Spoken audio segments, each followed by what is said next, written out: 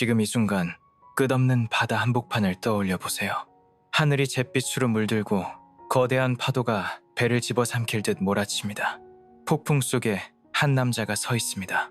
그는 하나님의 부르심을 피해 도망치려 했지만 결국 고래의 뱃속에 갇히고 맙니다. 그 남자는 요나입니다. 요나의 이야기는 단순한 성경 속 전설이 아니에요. 그의 여정은 우리의 두려움, 편견, 절망을 뚫고 하나님의 놀라운 은혜와 계획을 드러내는 강력한 메시지입니다. 오늘 저는 요나의 뱃속에서 발견한 4가지 교훈을 여러분과 나누고 싶습니다.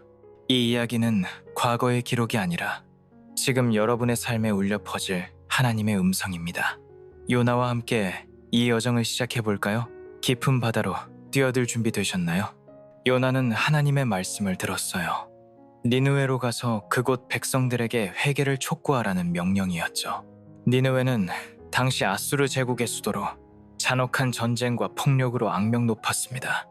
아수르인들은 이웃 민족을 정복하고 포로를 학대하며 신전을 약탈했어요. 요나에게 니느웨는 증오의 대상이었을 겁니다. 그는 그들이 구원받는 걸 원치 않았죠. 그래서 하나님의 부르심을 거역하고 반대 방향인 다시스로 가는 배에 올랐습니다. 요나 1, 장 3, 절은 이렇게 말해요. 요나가 여호와의 말씀을 좇지 아니하고 도망하려 하여 욥바로 내려가서 다시스로 가는 배를 만났다. 여기서 첫 번째 교훈이 나옵니다. 우리의 편견과 두려움은 하나님의 계획을 가릴 수 있어요. 요나는 니느웨를 용서할 수 없다고 판단했지만 하나님은 그들을 사랑하셨죠. 여러분의 삶에서도 이런 순간이 있지 않나요? 누군가를 미워하거나 하나님의 부르심을 두려워 외면했던 적 있죠. 예를 들어 직장에서 당신을 무시했던 동료를 떠올려 보세요. 그를 위해 기도하라는 마음이 들었지만 저항했던 적 있나요? 저도 비슷한 경험을 했어요. 몇 년 전 절 상처 준 친구가 있었죠. 그는 제 신뢰를 배신했고 저는 그를 용서할 수 없다고 생각했어요. 하지만 교회 예배 중 하나님께서 그를 위해 기도하라고 속삭이셨어요. 처음엔 외면했지만 결국 기도했을 때 마음이 자유로워졌어요. 요나처럼 감정이 하나님의 뜻을 가릴 때 이렇게 물어보세요. 주님, 제가 놓치고 있는 당신의 마음은 무엇인가요? 이 질문은 요나가 고래배 속에서 했던 고민과 연결됩니다. 현대 사회에서도 편견은 쉽게 생깁니다. SNS에서 의견이 다를 때 우리는 즉시 비판하거나 배제하죠. 최근 저는 온라인 정치 논쟁을 보았어요. 한쪽 주장이 제 가치관과 달랐고 비판하려 했죠. 하지만 요나의 이야기를 떠올리며 멈췄어요. 그들도 하나님의 사랑을 받는 존재예요. 요나가 니느웨를 향한 하나님의 마음을 배웠듯 우리도 타인을 향한 하나님의 시각을 배워야 해요. 이사야 55 장 7절은 말해요. 악인은 그 길을, 불의한 자는 그 생각을 버리고 여호와께로 돌아오라. 하나님은 요나의 편견을 깨뜨리셨고 우리에게도 같은 도전을 주십니다. 요한복음 3장 16절도 떠올려 보세요. 하나님이 세상을 이처럼 사랑하사 독생자를 주셨으니 하나님의 사랑은 우리의 편견을 넘어섭니다. 요나의 도망은 오래가지 못했어요. 배가 바다로 나아가자 폭풍이 몰아쳤습니다. 파도가 배를 뒤흔들었고 선원들은 공포에 질려 신들에게 부르짖었어요. 짐을 던지고 재물을 바쳤지만 폭풍은 멈추지 않았죠. 요나는 배 밑창에서 잠을 자고 있었지만 선원들이 깨웠어요. 그들은 물었죠. 이 재앙이 누구 때문인가? 요나는 자신이 원인임을 알았어요. 그는 말했어요. 나를 바다에 던지라. 그러면 바다가 잔잔하리라. 요나 1, 12. 요나는 잘못을 인정하고 책임을 졌어요. 여기서 두 번째 교훈이 나옵니다. 진정한 회개는 우리를 자유롭게 해요. 요나는 바다에 던져졌지만 하나님은 그를 버리지 않으셨죠. 큰 물고기를 보내 요나를 삼키게 하셨습니다. 회개는 무겁게 들릴 수 있어요. 하지만 회개는 잘못을 뉘우치는 것 이상이에요. 마음을 돌이켜 하나님께로 돌아오는 여정입니다. 현대사회에서 우리는 실수를 감추려 해요. 직장에서 프로젝트를 망쳤을 때 인정하기보다 책임을 돌리죠. 저도 팀 회의에서 실수를 숨기려 했어요. 보고서에 실수가 있었는데 동료 탓으로 돌리려 했죠. 하지만 팀장에게 솔직히 털어놓았을 때 신뢰를 얻었어요. 요나의 이야기는 말해요. 잘못을 드러내는 건 약점이 아니라 하나님의 은혜로 가는 길이에요. 여러분의 삶에서 숨긴 잘못이 있다면 지금 하나님 앞에 내놓아 보세요. 요나를 건지신 하나님은 여러분도 새롭게 하실 거예요. 가정에서도 회개는 변화를 가져옵니다. 가족과의 갈등에서 잘못을 인정하지 않으면 관계는 멀어지죠. 저는 부모님과 의견 충돌이 있었어요. 잘못했음에도 사과하지 않았죠. 하지만 요나의 이야기를 묵상하며 사과했어요. 그 순간 가족이 가까워졌어요. 로마서 5장 8절은 말해요. 우리가 죄인 되었을 때 그리스도께서 우리를 위하여 죽으심으로 하나님의 사랑을 확증하셨느니라. 하나님은 우리의 회개를 기다리시며 용서를 주십니다. 고래의 뱃속은 요나에게 감옥이자 구원의 공간이었어요. 요나 2장은 그가 드린 기도를 보여줍니다. 그는 부르짖었죠. 내가 수올의 뱃속에서 부르짖음에 주께서 내 소리를 들으셨나이다. 요나 2. 요나는 절망 속에서도 하나님을 찾았어요. 요나 2장 6절은 말해요. 내가 산자의 땅에서 다시 주를 보리라. 여기서 세 번째 교훈이 나옵니다. 가장 어두운 순간에도 하나님의 자비는 우리와 함께해요. 여러분의 가장 힘든 순간은 언제였나요? 저는 가족의 건강 문제로 절망했던 때를 기억해요. 병원에서 불안에 떨며 기도했죠. 그때 시편 23편 4절이 떠올랐어요. 내가 사망의 음침한 골짜기로 다닐지라도 해를 두려워하지 않을 것은 주께서 나와 함께 하심이라. 요나의 기도는 우리에게 길잡이가 됩니다. 지금 어두운 터널을 지나고 있다면 요나처럼 부르짖어 보세요. 요나 2장 9절에 그는 고백했어요. 구원은 여호와께 속하였나이다. 이 말씀은 우리에게 희망이에요.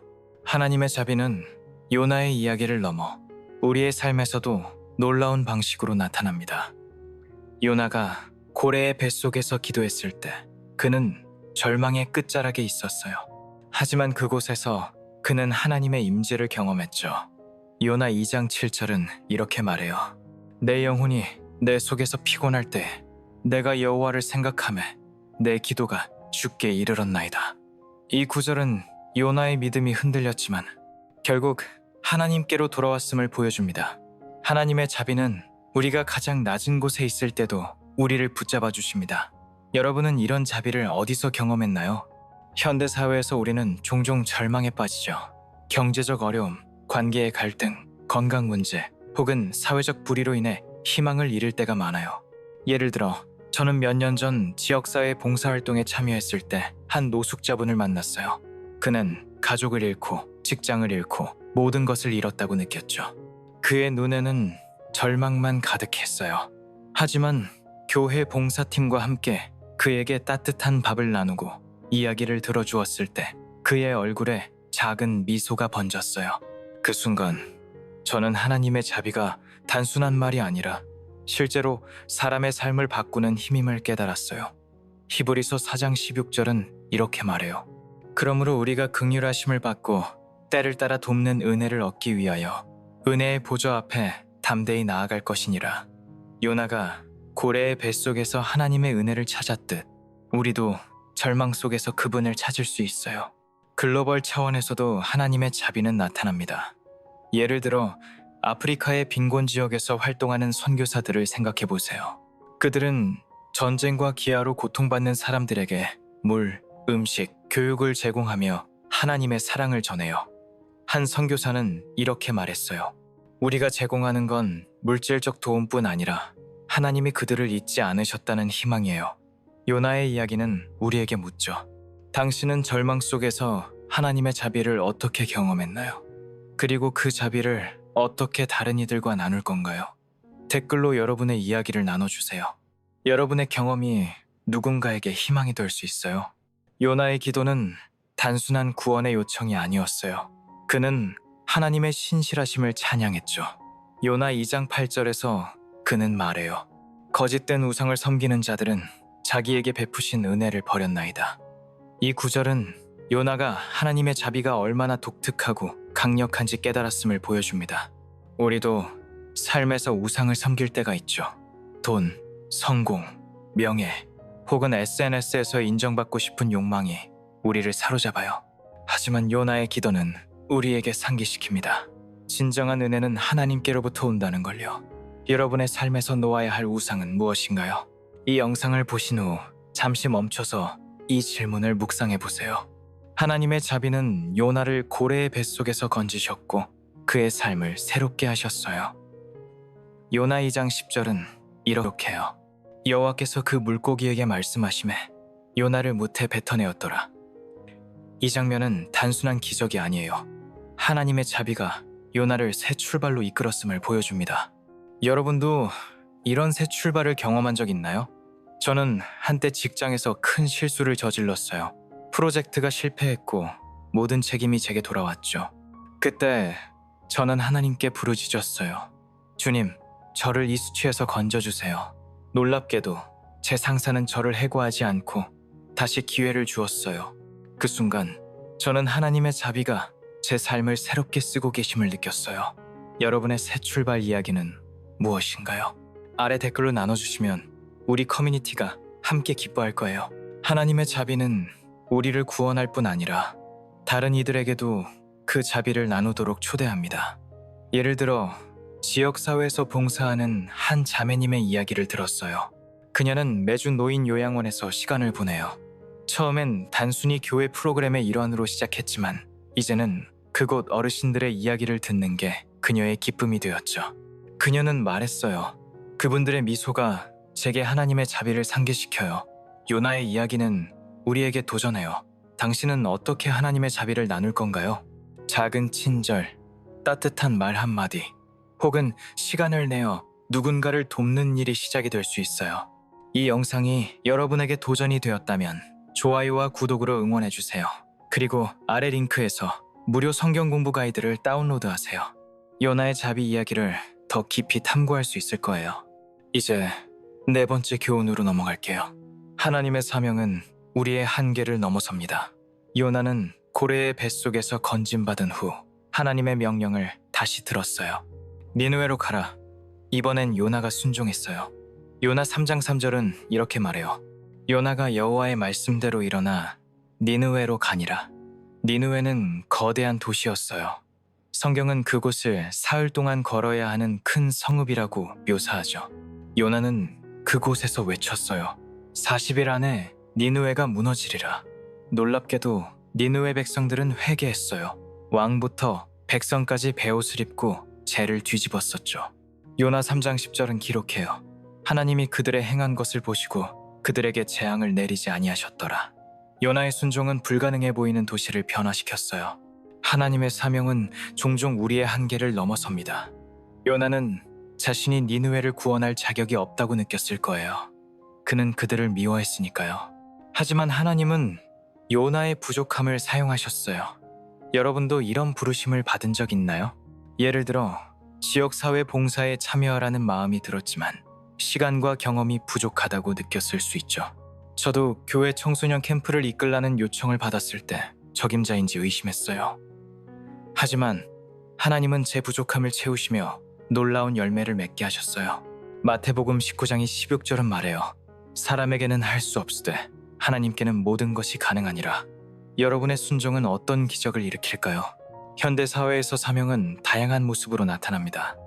예를 들어 직장에서 동료를 돕는 작은 행동도 사명이 될 수 있어요.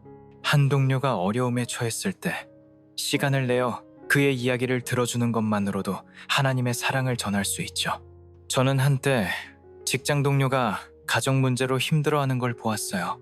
처음엔 바빠서 외면했지만 요나의 순종을 묵상하며 커피 한 잔을 나누며 이야기를 들었어요. 그 순간 그는 눈물을 흘리며 고마워했어요. 그때 깨달았죠. 하나님의 사명은 거대한 일이 아니라 작은 순종에서 시작된다는 걸요. 여러분의 직장에서, 가정에서, 혹은 지역사회에서 어떤 사명을 감당할 수 있을까요? 댓글로 나눠주세요. 여러분의 이야기가 누군가에게 영감이 될 거예요. 사명은 때로 글로벌 차원으로 확장됩니다. 예를 들어 해외 선교사들의 이야기를 들어본 적 있나요? 그들은 낯선 땅에서 언어와 문화를 배우며 하나님의 사랑을 전해요. 한 선교사는 아시아의 작은 마을에서 학교를 세웠어요. 그는 말했어요. 아이들의 웃음소리가 제게 하나님의 사명을 상기시켜요. 요나가 니느웨에서 불가능한 사명을 감당했듯 우리도 하나님의 부르심에 응답할 때 기적을 볼 수 있어요. 여러분이 꿈꾸는 사명은 무엇인가요?